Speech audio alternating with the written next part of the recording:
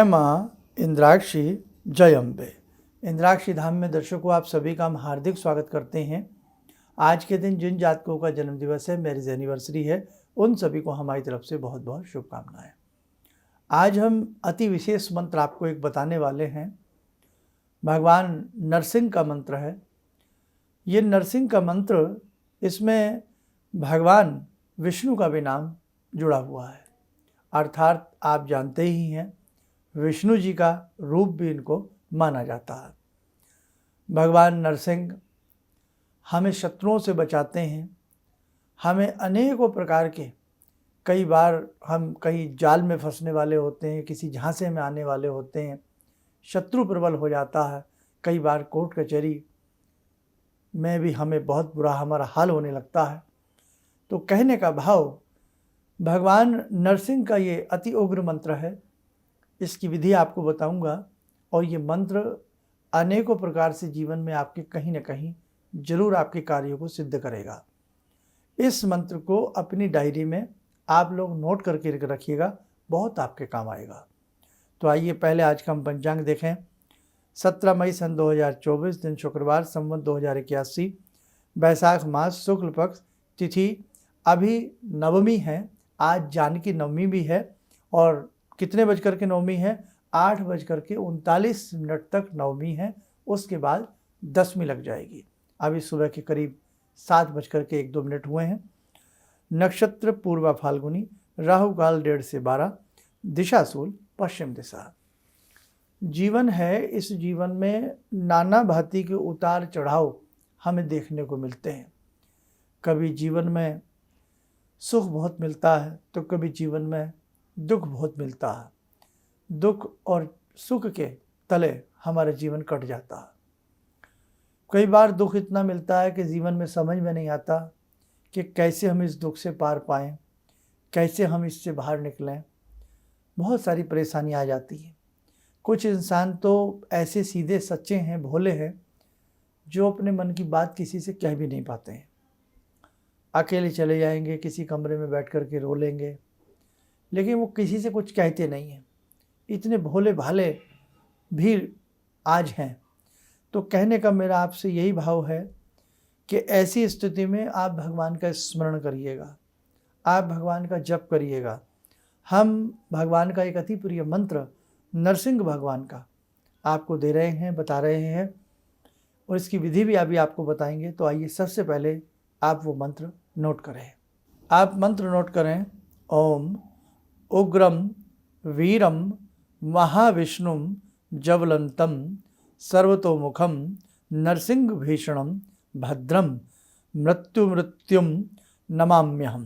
दोबारा सुने। ओम उग्रम वीरम महाविष्णुम ज्वलंतम सर्वतोमुखम नरसिंह भीषणम भद्रम मृत्युम नमाम्यहम। बहुत ही अच्छा मंत्र है। शायद आज बहुत लोगों ने पहली बार ये मंत्र सुना हो। आप हमसे बहुत मन से जुड़े हैं, दिल से जुड़े हैं। कोई भी साधक किसी चैनल को जब देखता है ना, तो किसी भाव से देखता है, कुछ पाने के लिए देखता है। ये मंत्र नोट कर लेना, और इस मंत्र को जब भी आप जपना शुरू करें, इसको शुक्ल पक्ष की द्वितीया से नोट कर लीजिएगा। अनेकों मंत्र शुक्ल पक्ष की द्वितीया से बड़े कामनापूर्ण होते हैं। शुक्ल पक्ष की द्वितीया से शुरू करें, और जो भी भगवान नरसिंह की यदि आपके पास स्वरूप है वो रखें, नहीं तो भगवान विष्णु का स्वरूप तो घर में होता ही है। कैलेंडर में हो, कागज़ में हो, फ्रेम में हो, कैसे भी हो, सामने रखें। और रखने के उपरांत पीले रंग का तिलक उनको लगाएं, धूप दीप अर्पण करें, पीले रंग के पुष्प चढ़ाएं, पीले रंग का ही भोग लगाएं। शुक्ल पक्ष की द्वितीया से प्रातःकालीन ये मंत्र है, प्रातःकालीन ही इसको पढ़ें तो ज़्यादा आपके लिए अच्छा रहेगा। और प्रातःकालीन से मतलब ये है कि सुबह 8 बजे से पहले पहले इस मंत्र को आप पढ़ लें।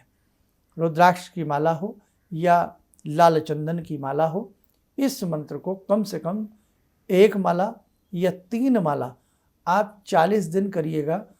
कैसी भी आपकी कोई समस्या है, जैसे शत्रु बाधा पहुंचा रहा है, अटकलें मुश्किलें आपका पीछा नहीं छोड़ रही हैं, कोर्ट कचहरी के चक्कर लगा लगा करके आप थक गए हैं, कोई सोल्यूशन आपको प्राप्त नहीं हो रहा है। सोल्यूशन से मतलब आपको रिजल्ट नहीं मिल पा रहा है, आप लेट हो रहे हैं, तारीख पे तारीख आपको मिल रही है, या कहीं ना कहीं आप अपनी जगह सही हैं, लेकिन ये कोई भी मंत्र हो कार्य जब ही करता है जब हम सच्चे होते हैं।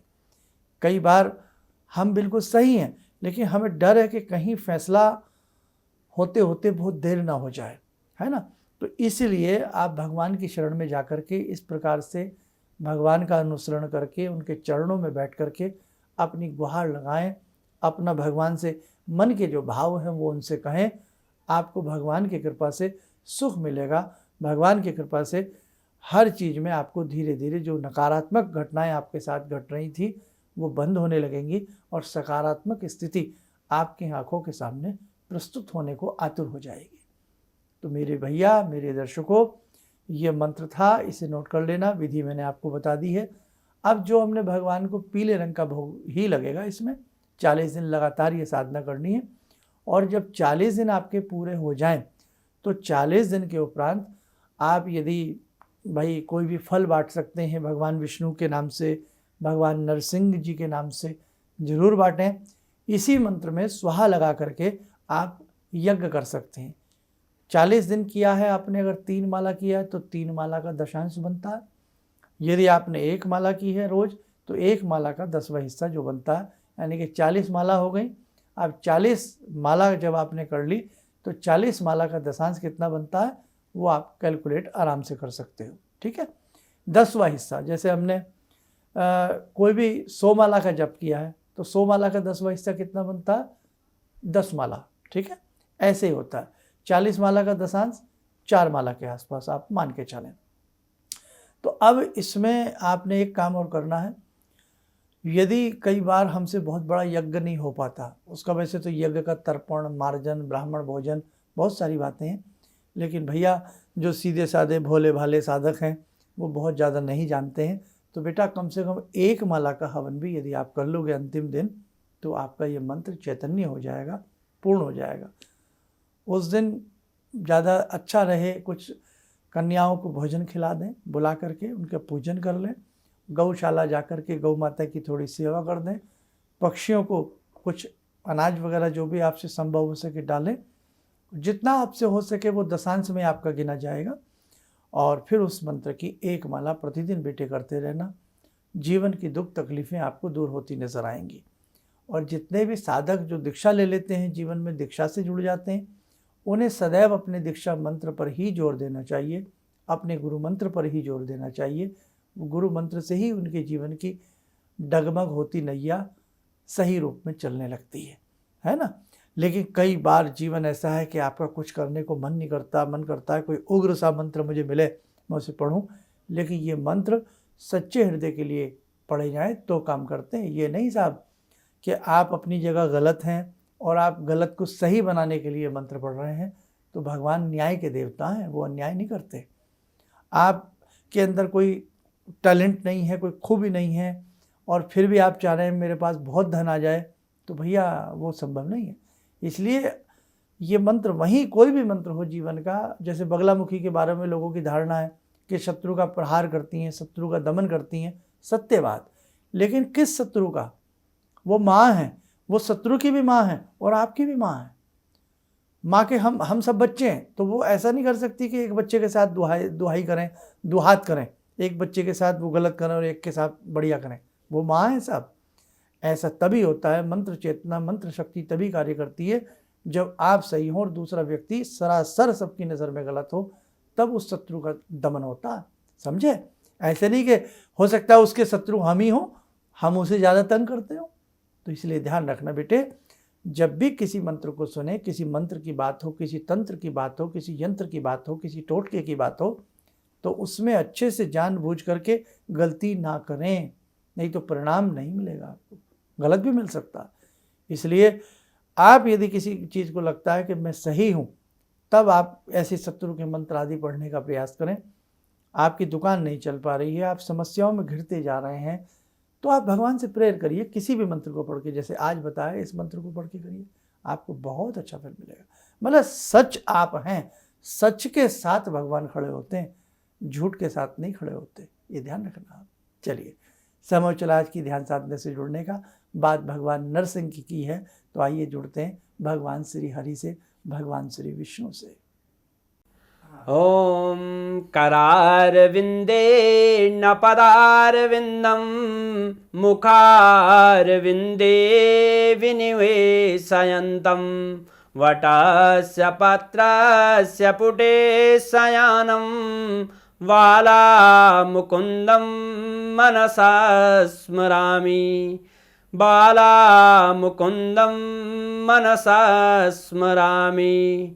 कस्तूरीतिलकं ललाटपटले वक्षस्थले कौस्तुभं नासाग्रे वरमौक्तिकं करतले वेणुकरे कङ्कणं सर्वाङ्गे हरिचन्दनं सुललितं कण्ठे च मुक्तावले गोपास्ति परिवेष्टितो विजयते गोपालचूडामणि शान्ताकारं भुजगशयनं पद्मनाभं सुरेशं विश्वाधारं गगनसदृशं मेघवर्णं शुभांगं लक्ष्मीकान्तं कमलनयनं योगवृद्ध्यानगम्यं वन्दे विष्णुं भवभयहरं सर्वलोकैकनाथं। कवच बना लें, ध्यान करें, भगवान श्री हरि का शुभ आशीष हम सबको प्राप्त हो रहा है।